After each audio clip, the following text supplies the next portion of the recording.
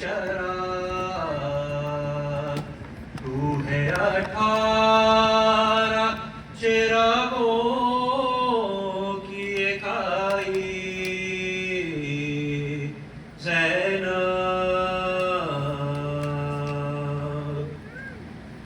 जाने क्या शाम गरीबा में सितम टूटे हैं जाने क्या शाम गरीबा में सितम टूटे हैं उम्र भर चैन से फिर सो नहीं पाई ज़ैनब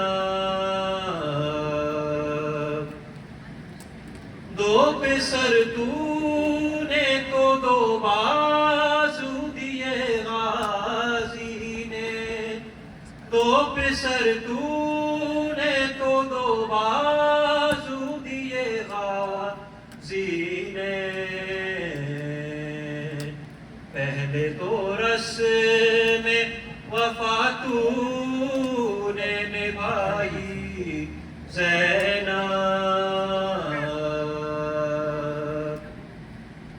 ना मिलेगा तुझे शबीर सफाई ज़ैनब ढूंढने जाएगी घर सारी खुदाई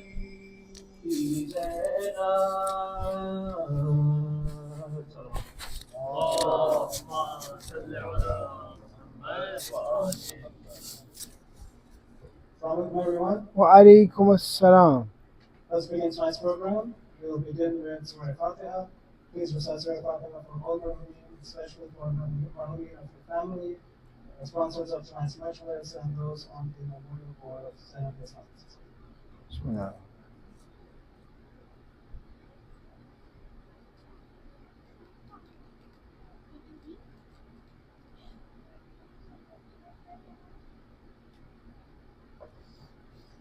Just a couple of reminders before we go ahead and begin the majlis. We have the Bayt al-Azhar art exhibit. It's to the doors. It's open for everyone for viewing. It's there for us to just take a moment, stop by, and take inspiration. Remember the scenes of the tragedy of Karbala, so we can remember those more clearly. So please take a moment to stop by if you haven't already. Also, we have kids activities for ages 8 to 10 in the library. So if you have young kids and you'd like them to participate in those activities, please feel free to drop off the kids in the library area. And we are accepting donations. So if you'd like to contribute for anything, if you enjoy the program, if it's comfortable for you, please do consider donating towards Zenabia.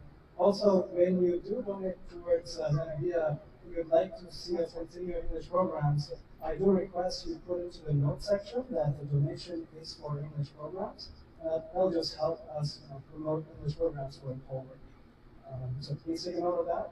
And one final reminder, as we do conduct the majlis, I do request everyone, if you can just come inside and try and stay seated as much as possible. If you need to leave, please assess if it's urgent, if it's an emergency that you really do need to leave. It does become a little distracting if people are going in and out and the door is closing and you hear the sounds. So if you could please try to limit that, we would really appreciate it. And now, with your loud salawat, I will invite Sayyid Abbas Razavain to please come to the member and address the messages.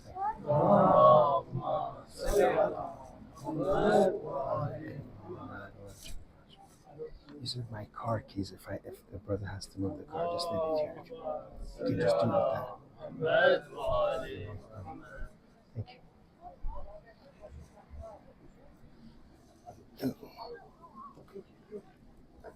Also, can I request folks over there to move over to this side? That will allow the people coming through to just be seated in the vicinity.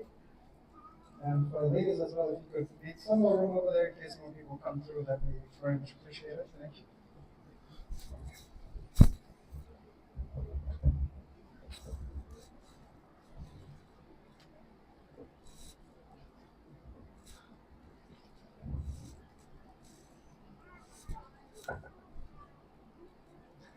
أعوذ بالله من الشيطان الرجيم بسم الله الرحمن الرحيم الحمد لله رب العالمين والصلاة والسلام على أشرف الأنبياء والمرسلين سيدنا ومولانا أبي القاسم المصطفى محمد اللهم صل على محمد آل محمد وعجل وعلى أهل بيت الطيبين الطاهرين ولعنة الله على أعدائهم إلى يوم الدين. Last night we were talking about the reason to remember Imam Hussein alayhi salam and Ashura. And we said that it is beneficial for us and we are obligated to remember Imam Hussein alayhi salam, who has saved Islam and has in his Ashura so many different lessons for us to learn. Some of the traditions that also talk about the benefit of remembering Ashura, because one of the proofs that we have is from the aql and intellect. The other proof that we have is from naql in the Quran and Sunnah. So we have the tradition from Imam Sadiq alayhi salam that nafasul mahmum lidhulmina tasbih. This is a very famous tradition, and many times when you do ziyarat of the imams or the imamzadas, you see this tradition on top during the time of Muharram or Azadari. And that means that nafasul mahmum means a sad breath, a breath that's in grief. Sometimes you just exhale or inhale in a very sad way because you hear of the musibah of Imam Hussein alayhi salam. So a sad breath because of our oppression. Tasbih is equal to exalting Allah. Exalting Allah. How is it that when you remember and you cry for Imam Hussein alayhi salam, it is as if you are exalting Allah? It's as if you're saying Allahu Akbar. Because Imam Hussein alayhi salam is one of the greatest signs of Allah. The reason why he is eternal and he is timeless, the fact that you're remembering him 1400 years after his martyrdom, is because of his connection to God, is because he is a vicegerent of Allah.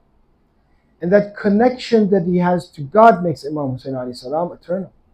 So therefore, glorifying Imam Hussein, remembering Imam Hussein, in reality is glorifying Allah because he is of the symbols of God.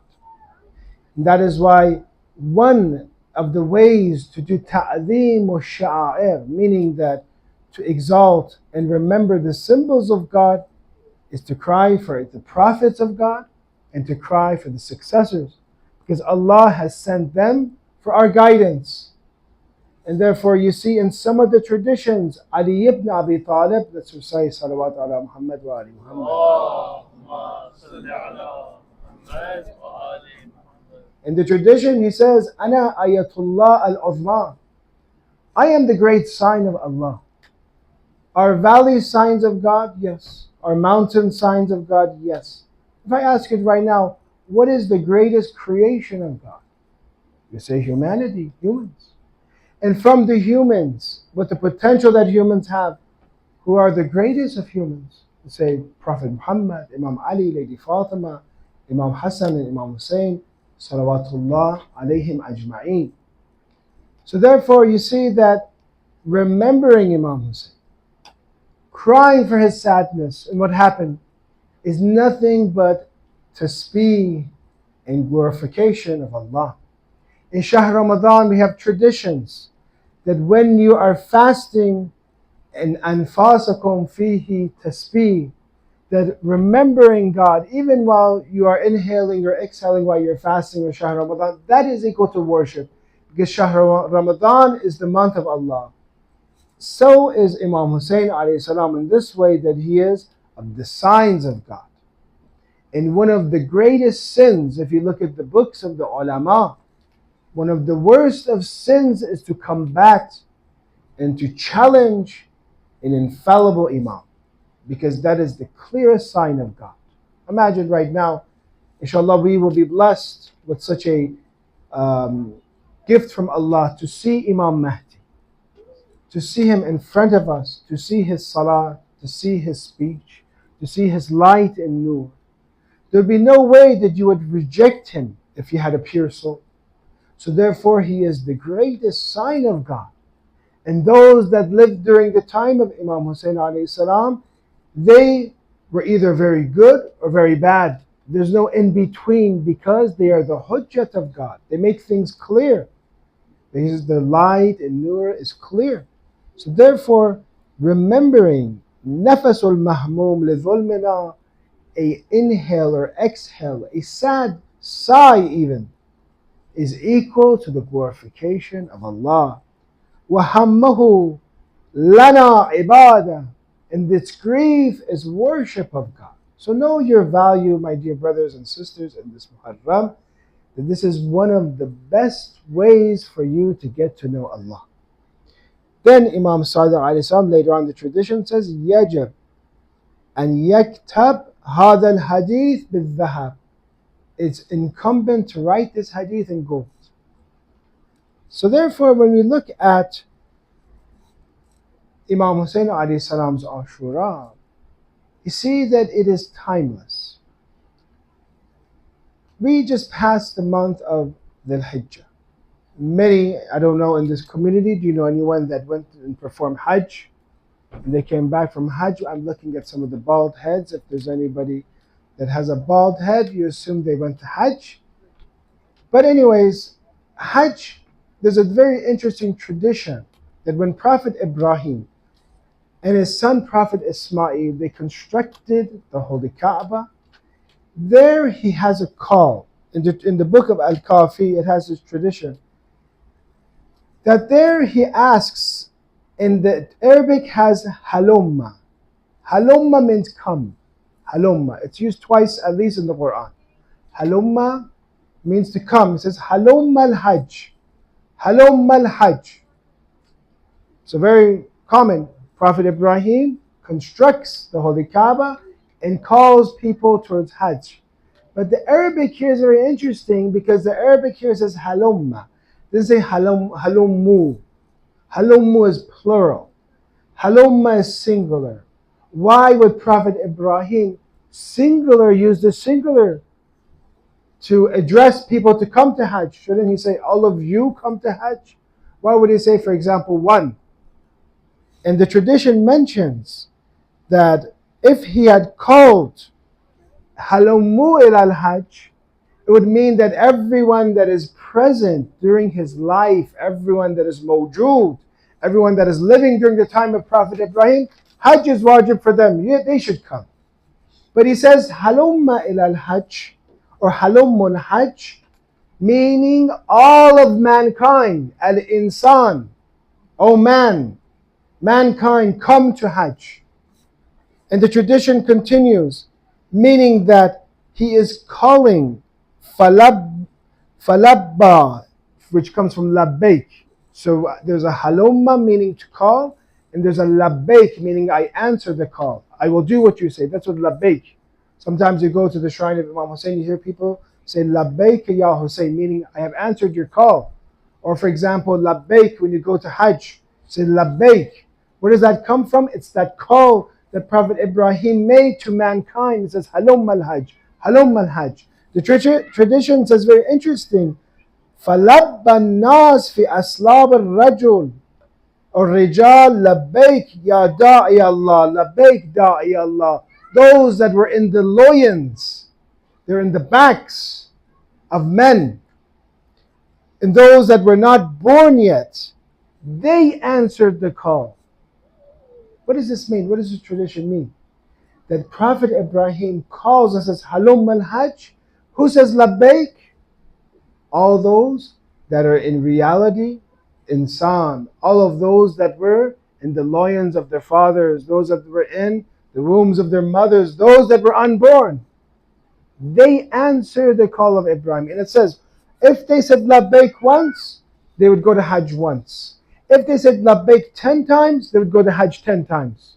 And they're not even born yet. So this is one tradition that shows that the call of Prophet Ibrahim is timeless. It hits everyone now. And we were not born. But if you did perform Hajj, you, in the loins of your father would say labbaik to Prophet Ibrahim.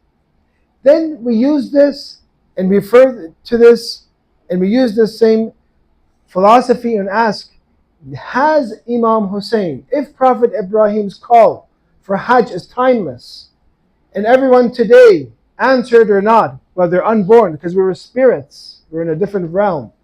We answered that. Did Imam Hussein alayhi salam also call on us? On the day of Ashura, did Imam Hussein alayhi salam ever ask for help? هل من ناصر ينصرني, for example, or مغيث that would save us, help us? Did you ever hear this statement in the Maqtal, in the sermons, that Imam Hussein alayhi salam, on the day of Ashura, he called for help? Anyone hear this? Yes.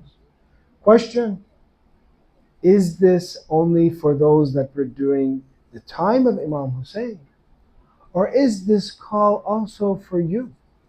And for those that during that time were in the loins, were in the wombs of their mothers, were in the backs of their fathers?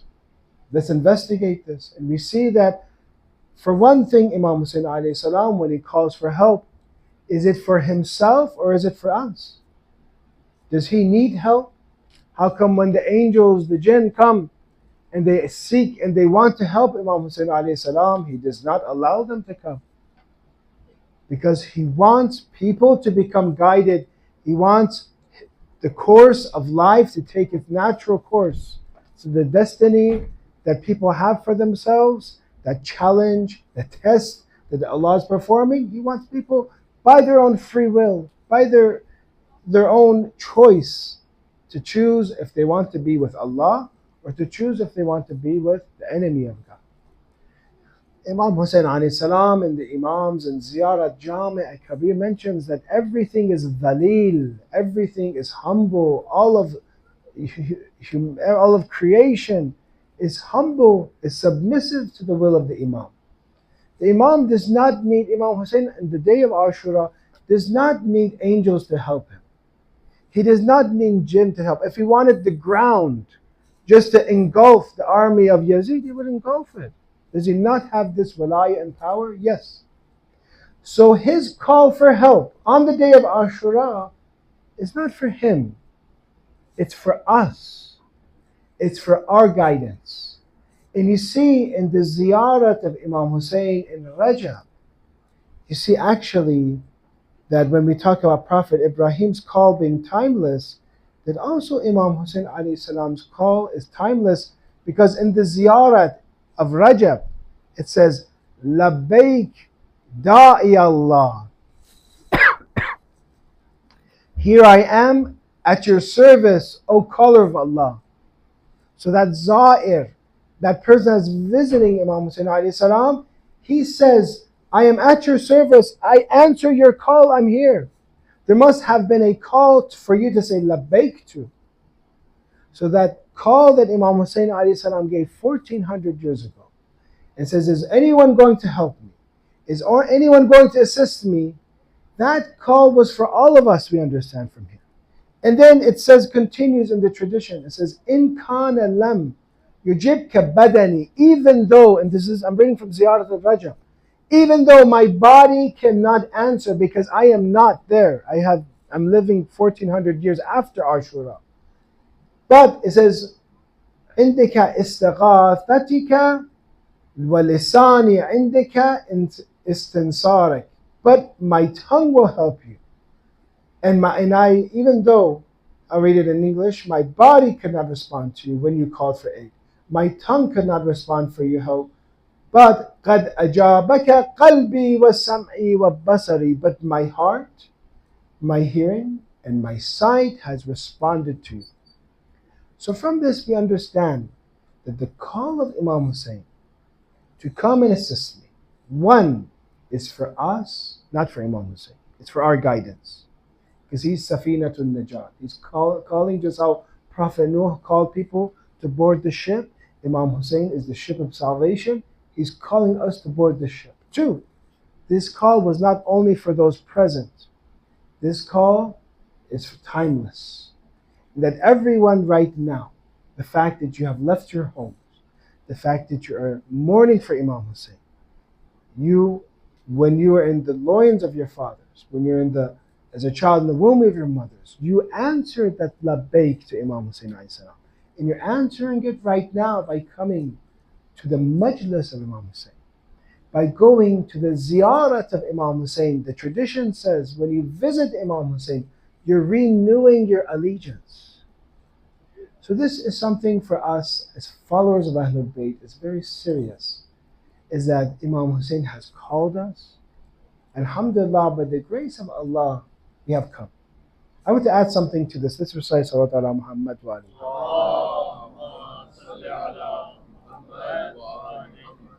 The fact that you are here, the fact that you could be anywhere else right now. There are many people right now, even Shias, it's Muharram, they don't even know it's Muharram anymore. They've been in this country so long, they forgot their identity. There are many people that maybe they haven't even heard who Imam Hussein is. The fact that you're blessed to know who he is, the fact that you are here, is that from yourself? Or is that, for example, from Allah? They asked one of the scholars this. They said that when we visit Imam Hussein, is it my will that I'm coming to visit Imam Hussein, for example? Or is it Allah's qismat and destiny for me? And the scholar says it's none of these. It's not destiny, and it's not your free will. It is actually an invitation. Invitation from Imam Hussein, invitation from the Imams to come and visit him. The majlis of Imam Hussein alayhi salam, we believe, is the same way. That right now, if you think of it this way, this Muharram, you say, Allah, I haven't come here. If I say I came to visit Imam Hussein, there's something about me in it. And as if sometimes some people come to masjids and Husseinias as if the Ahlul Bayt owe them something now. No, don't ever have this opinion. Come to the majlis of Imam Hussein and say, Allah, you have invited me. Imam Hussein, you have invited me. Sayyidah Fatima, you have invited me because you want me to become better. You know that the best way for me to become saved is through this institution of Imam Hussein. And I am your guest here. And I'm going to serve here. And I'm going to appreciate it. I'm going to try to learn. I'm going to try to cry as much as I can because I feel special because I'm a guest of yours. And treat others, whoever comes here. Maybe sometimes there are those that they say, hey, where were you the entire year? We haven't seen you 1 year. If you view it this way, that everyone here is a guest of Imam Hussein, that they have been invited, you do not need to judge them for how they look, how they do their salat, and how they perform their a'mal. So they are a guest of Imam Hussein. And I'm going to be a khadim and servant of Imam Hussein alayhi salam. Let's recite another salawat ala Muhammad wa ali.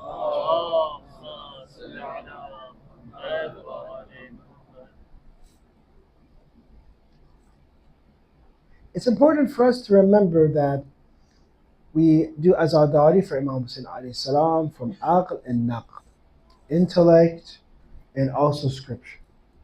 When you look at the traditions of crying for Imam Hussein alayhi salam, tens of traditions of how much virtue there is for someone to cry and to even make himself look like he's crying, to be sad, or to make others cry, or to recite poetry. There's so many traditions, it's very rich. And that we look at the lives of the Imams, we see that the Imams, even many years later, they would cry for Imam Hussein, even though it would take tens or maybe 100 years later, they would cry for Imam Hussein, seriously. For example, you have the tradition from Imam Rida alayhi salam that the musibat of Imam Hussein, the calamity from Imam Rida alayhi salam, the 8th Imam, has damaged our eyelids. Has damaged our eyelids. How much must Imam Rida cry? That his eyelids are damaged. His eyes are damaged from crying for Imam Hussein alayhi salam. I want to share with you tonight some of the interesting traditions that we have in regard to crying for Imam Hussein alayhi salam. In Amaliyah Shaykh al-Saduq, it has a tradition from Maytham al-Tammar. Maytham was a servant of Imam Ali alayhi salam, slave, and he taught him, he became Mufassir of Quran and freed him. He quotes from Imam Ali alayhi salam that كل شيء حتى الوحوش في الفلوات والحيتان في البحار والطير في الجو والسماء تبكي عليه. The Imam Ali alayhi salam mentions that everything cries for Imam Hussein. Everything. If we were to realize the kainat existence, there's Quran itself mentions that everything glorifies Allah, right? Everything glorifies Allah. We have the tradition that everything waits for Imam Hussein, including the wild beasts in the forest, the fish in the ocean, the birds that are flying. The birds shall wait for Imam Hussein. So this is in reality, when you're crying for Imam Hussein, you're aligning yourself with all of the universe. Because the entire universe is sad for Imam Hussein, because Imam Hussein is the purpose of creation. If someone martyrs him, he has killed the purpose of creation. 2, who was the first person to cry for Imam Hussein in this world? Who can tell me? Who was the first person to cry for Imam Hussein? Our Prophet? Is there anyone before Prophet Muhammad that cried for Imam Hussein? Prophet Adam. Bihar al-Anwar has many traditions, has a section that different prophets cried for Imam Hussein. Remember that the institution of Imam Hussein was brought about and was remembered by the prophets, our Prophet, and was protected by Ahlul Bayt. All the Ahlul Bayt alayhi salam helped preserve the Ashura, and the prophets before, because it was such a tragic event, they were told and informed about Imam Hussein. The tradition has this from Bihar. The Prophet Adam alayhi salam gazed on the divine throne. He saw 5 names. He looked at the arsh of God, and he saw 5 names. He saw Muhammad, Ali, Fatima, Hassan, and Hussein alayhi salam. And then he just says, Prophet Adam mentions that I saw the name of Imam Hussein alayhi salam, and I had a heavy sense of sorrow. He was not informed. Prophet Adam was the first prophet that he did not learn from normal teachers, because he was the first human. He learned directly from Allah. So therefore, this name of Hussein begins to cause Prophet Adam's tears to flow. And Jibreel comes and informs him that the son would face, this son of Rasulullah would face such a calamity, I'm reading the tradition, that no one will face. Adam asked, what is this calamity? Jibreel told him that he would be martyred, thirsty. He talked about the thirst of Imam Hussein to Prophet Adam. That he would be thirsty, that he would be estranged, he would be ghareeb, that he would be alone, waheed. Especially when Imam Hussein alayhi salam lost all his family members. He lost his companions. And it's just him versus 10,000 people, 30,000 people, ghareeb. And it says in the tradition that with few companions, his thirst was so severe that it would prevent him from seeing the sky. And this is in the Maqta. That Imam Hussein's thirst was so high that he could not see the sky anymore. He would see smoke instead of seeing the sky. No one will help him. They will slaughter him, will take him and his companions' heads to different cities, and his families will be taken as prisoners. Therefore Adam and Jibreel cried like mothers who lost their children. Prophet Adam and Jibreel began to cry as if a mother who lost her children. So we see that this event must be viewed much differently than a normal event. Because this is an event that Angel Gabriel is informing Prophet Adam. Then we see Prophet Nuh, that when his ship, I'm going to go a little bit faster, his ship becomes stuck and he cannot go further. He's instructed there to curse the enemies of Imam Hussein. He's informed and cursed the enemies of Imam Hussein, and the ship is released. Or you see the life of Prophet Jesus, Prophet Isa alayhi salam. Isa alayhi salam, if you look at the Bible, he had different journeys. Necessarily, maybe his journey towards Iraq is not mentioned, but we do have maqam in different places, like for example in Masjid al-Kufa, Masjid al-Sahla, that the prophets would come and they would pray there in Iraq. So we have traditions that the prophets would come to Iraq. So in this tradition it mentions that once Isa alayhi salam was crossing by Karbala, Jesus was crossing by Karbala, and there فَجَّلَسَ عِيسَى alayhi salam, Jesus sat. فَجَّلَسَ الْحَوَارِيُّونَ, and the disciples of Jesus sat as well. وَبَكَى الْحَوَارِيُّونَ, Jesus began to cry. Karbala had not taken place yet. He began to cry. His disciples began to cry. That's their teacher, their prophet. He cries, we cry. It says, وَهُمْ لَا يَدْرُونَ لِمَا جَلَسَ وَلَمَا بَكَى. They don't know, why am I sitting, why am I crying? But our prophet is. It says, يَا رُوحَ اللَّهِ وَكَلِمَةَ مَا يُبْكِيكَ. O Spirit of Allah, why do you cry? Then Jesus mentions, فَقَالَ أَتَعْلَمُونَ أَيَّ أَرْضٍ هَذَا. Do you not know where this land is? And the tradition has, قَالَ لَا قَالَ هَذِهِ أَرْض يُقْتَلُ فِيهَا فَرْحُ الرَّسُولِ Ahmad. This will be the place that the young son of Messenger Rasulullah will be killed. His name is Ahmad. And we have, in the Bible, places where it mentions Ahmad, or mentions our Prophet's name. So here it says Ahmad, who is going to be the seal of the messengers, his son will die here. وَفَرْخُ الْحُرَّةُ الطَّاهِرَةِ, it mentions that the young son of the noble, pure, the distinguished in chastity, Al-Batul, the mother of Imam Hussein alayhi salam, Lady Fatima, the son of Lady Fatima will be martyred here. Shabihat Ummi, she will be like very similar to my mother. He compares Sayyida Fatima with Lady Maryam.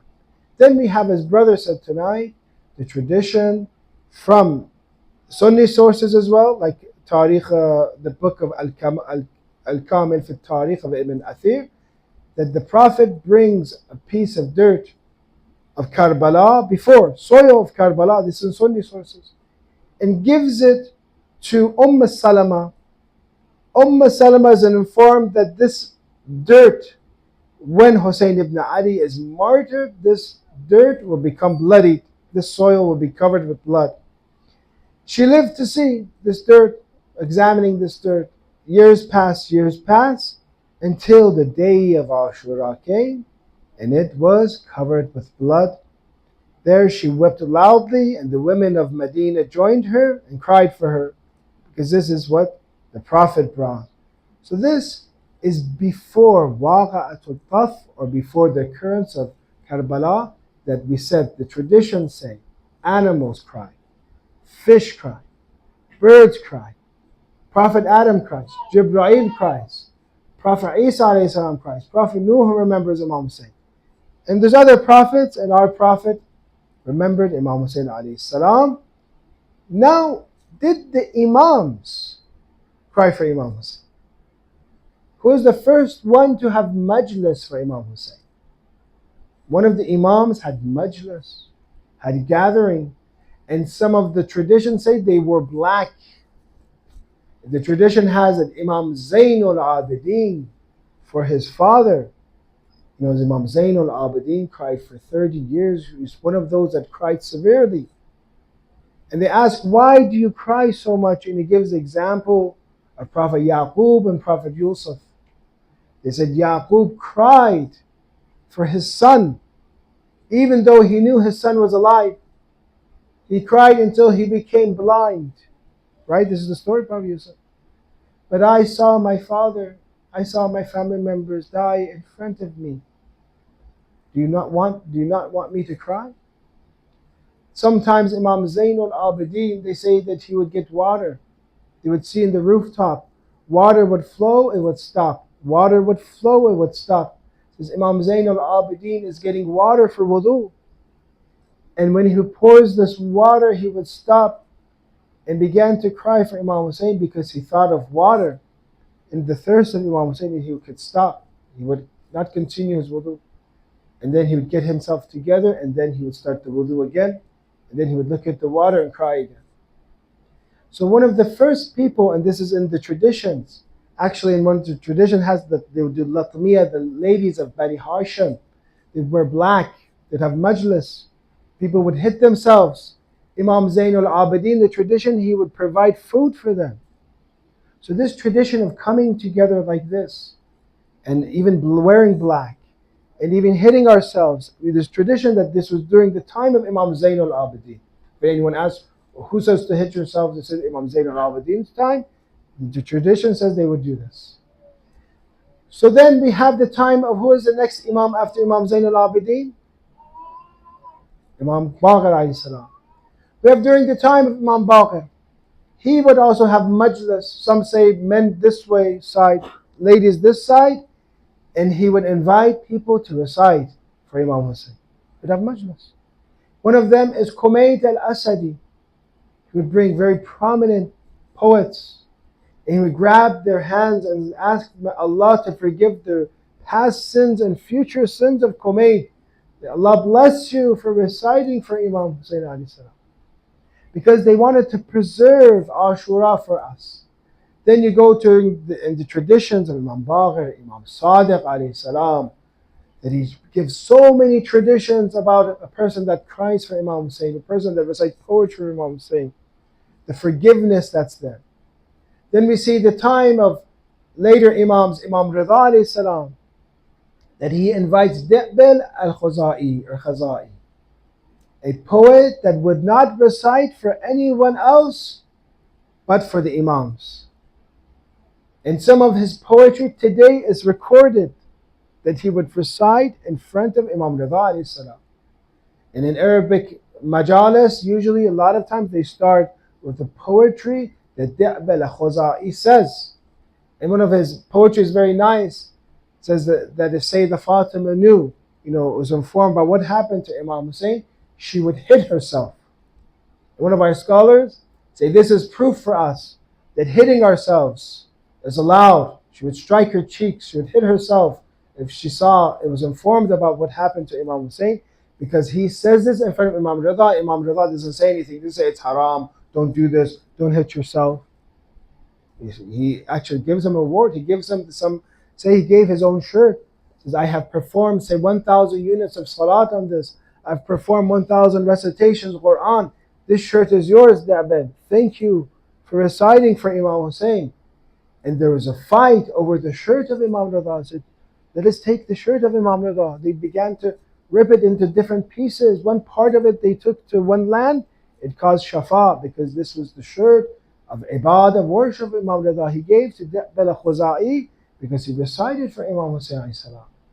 Then we have a ziyarat nahiya. Some attribute nahiya means what? Nahiya al-Muqaddasa. Who here can tell me what this means? A nahiya al-Muqaddasa, what does it refer to? A nahiya means area. Nahiya. Al-Muqaddasa means holy. They refer this whenever you hear that nahiya al-Muqaddasa, it means Samir Ra. Because this is where Imam Hadi was, Imam Hassan Askari was, and Imam Mahdi. So some attribute a ziyarat al-Nahiya, which is one of the ziyarat. I don't know if anyone here has ever read it before, but I'm sure if you visited Imam Hussein's shrine, you'll see parts and excerpts of the ziyarat inside the shrine of Imam Hussein. And many of the, it's very sad parts that we say, As-salamu alayhi ala ra's al-marfu', salam on the head that's raised on the spear. That's from Ziyarat Nahiya. Salam ala shayb al-khadib, that salam on the beard that was drenched with blood. Ziyarat Nahiya. That's why it's not in Mafatil Jannah. Some recite it because of the description in it. Some recite it in Karbala, some recite it in Ashura, for example. So in this Ziyarat Nahiya, which is attributed either Imam Hassan Askari or some say Imam Mahdi, but ala tahqiq, some say Imam Hassan Askari, that for you we will cry day and night, Imam Hussein, the ziyarat. This is attributed to the Imam.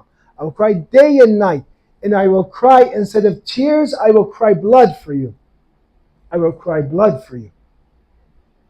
So this is the seriousness and the protection and saving Ashura for us. Why? Because it plays a fundamental role in the revolution of Imam Mahdi. And some of the slogans and flags that you will see during the Dhuhr of Imam Zaman, Biyala Tharat al-Hussein, that they ask for the revengeance of Imam Hussein. How is Imam Mahdi going to revenge Imam Hussein alayhi salam? There's this two or a few times in Ziyad Ashura when you read, it talks about Imam Mahdi. You do Ziyad Imam Hussein, it says talk about Imam Mahdi because he will seek revenge. Some say physically he will bring the graves, those that killed Imam Hussein, he will bring them because they will come back to life. And just how the Imams will come back to life, this is called Raj'at. They will come back to life and there he will punish them. Some say no, it is that ideology of Yazid. That Imam Mahdi opposes those that have the ideology and those that love what Yazid and the likes of Yazid did. Some say it's the progeny of Yazid that will come and they will fight against Imam Mahdi and they will be wiped out. But regardless, Imam Mahdi Ajjallahu Ta'ala Faraja will revenge Imam Hussein's death, his blood, and the path of the success of Imam Mahdi will be by the mourners, Azadari, Zairs of Imam Hussein alayhi salam. As you see, for example, in Arba'in, every year 20 million, 25 million, the Shia are gaining power, gaining strength. What if that crowd just came directly and helped the oppressed? 20 million, 25 million ready. So every year the Shia become stronger and stronger, and through the belief in the message of Imam Hussein alayhi salam, his ziyarat, his connection, and you learn selflessness, you learn sacrifice, you learn fighting against oppression, and then you see that they are ready now, after crying and their hearts are Husseini, then they are ready to fight for Imam Mahdi.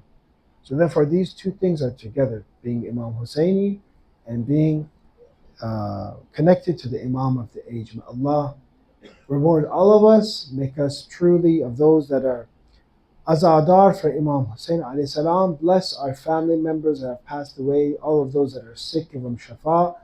Help all the oppressed, especially those in Gaza and Rafah right now. Make us, inshallah, of those that really believe in the message of Imam Hussein and implement the message of Imam Hussein in our lives. Let's recite salawat ala Muhammad wa ali Muhammad wa ajal fajr.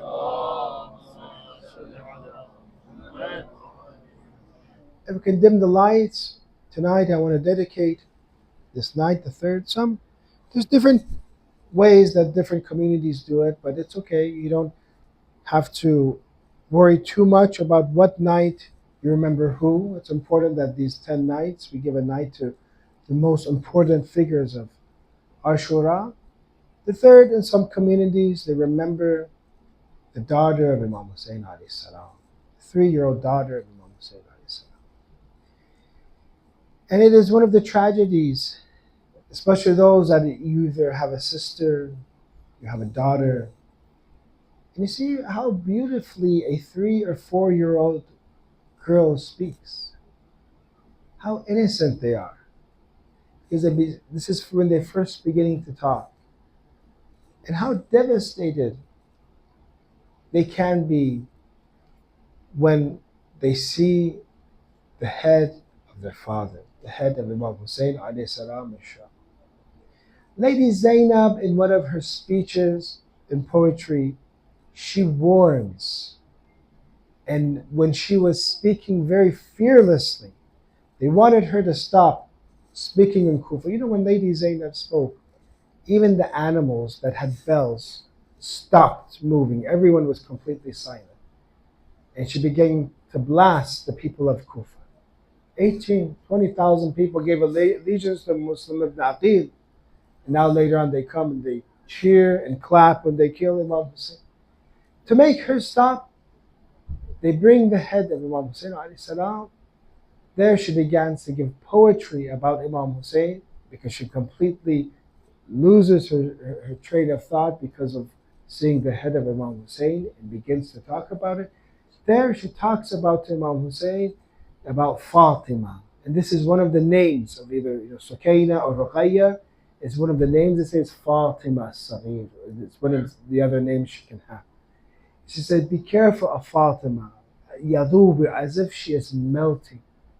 There, Lady Zainab gave the warning that Ruqayya or Sukaina would not make it. And this was in Kufa.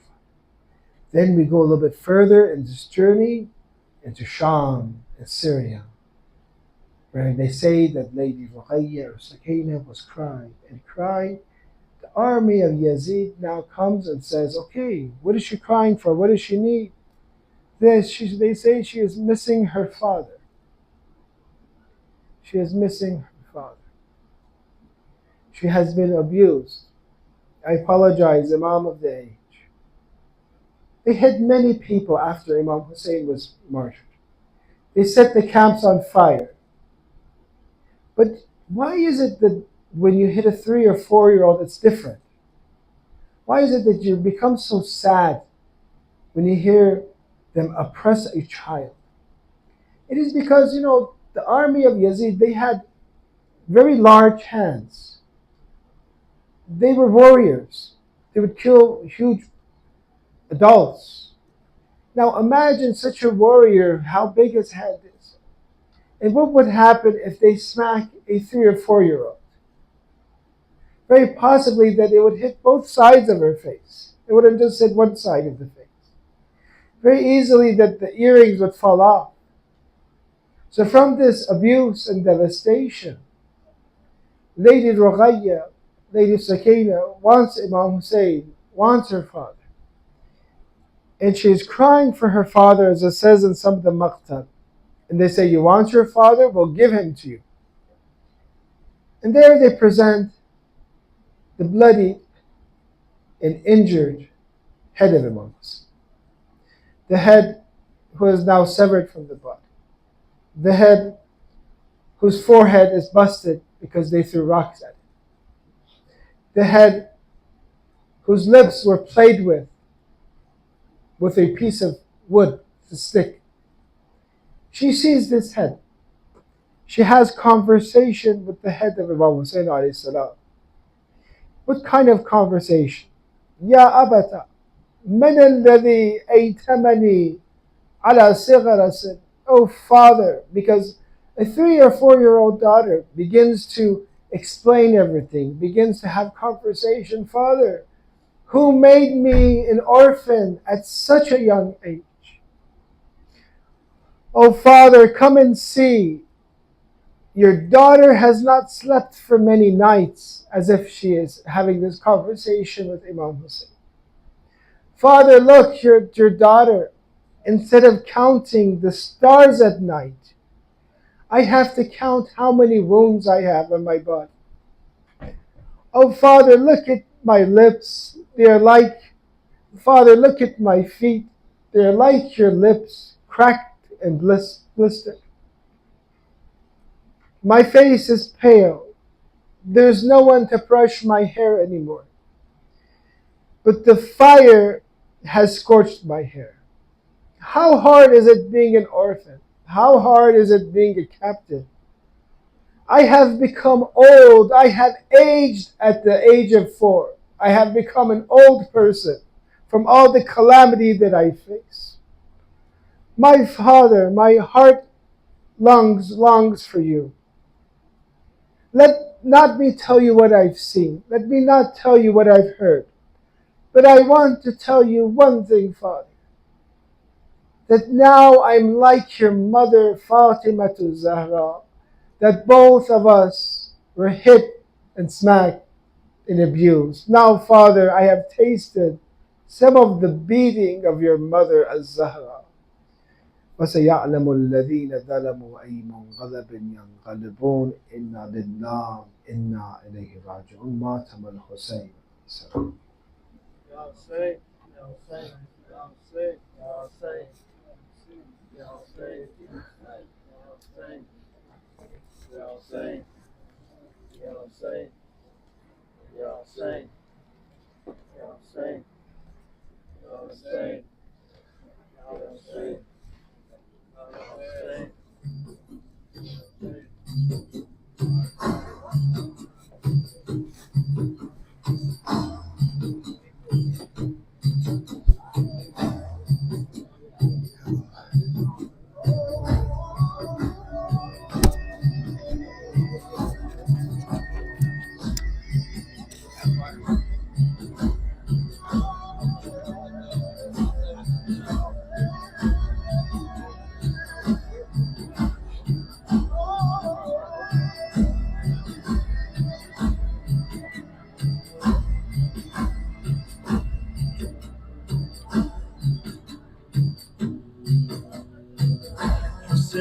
don't know what to do. I tried to bring water for you, for Zainab and the thirsty young ones, Sukaina and your infant son. They cut my right hand and left too. I thought maybe I could pull through. An arrow took away my eyesight. I tried with all my might. The water so cold in my hands, how could I taste it with no care? I could not come to drink while my brother's thirst was too hard to bear. The children are thirsty, I promised them I would bring them water. I recall those painful cries of me from Hussein's darling daughter, from Hussein's darling daughter, from Hussein's darling daughter. I held the flask right with my teeth, my chest pieced and trying to breathe. I promised my darling so